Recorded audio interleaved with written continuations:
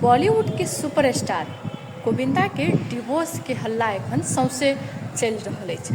गोविंदा आ हुनकर कनिया सुनीता आहूजा के डिवोर्स के लऽ कऽ चलि रहल बात अखन सामाजिक संजाल में बहुत बेसी पसरि रहल अछि। एक समय में गोविंदा आ सुनीता एक दोसर प्रति के प्रेम के दावी करै छलथि कि हमर सन के जोड़ी एखन कतौ नहीं हैत, हमसब बहुत वर्ष से एक साथे रहि रहल छी। हुनकर सबके प्रेम विवाह भेल छल, मुदा अचानक एहन की भेल जे ओ सब डिवोर्स के स्थिति में आबि गेल, ई बहुतो आदमी के मन में एकटा प्रश्न बनि कऽ बैसि चुकल अछि।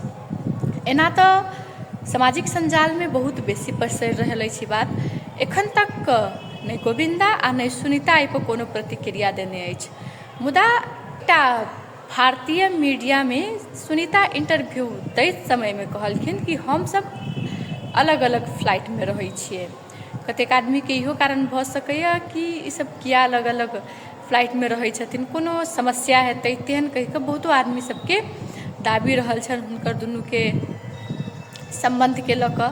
हुनकर सबके संबंध के जे विच्छेद हैत से लगभग 35 वर्ष भऽ चुकल छनि हुनकर सबके विवाह केला के। ओहिके बाद हुनकर सबके डिवोर्स यदि भेल तऽ ओकरा ग्रे डिवोर्स कहल जायत, कियाक तऽ 20 से लऽ कऽ 40 वर्ष के बीच में जे डिवोर्स होइ छै ओकरा ग्रे डिवोर्स कहल जाइ छै।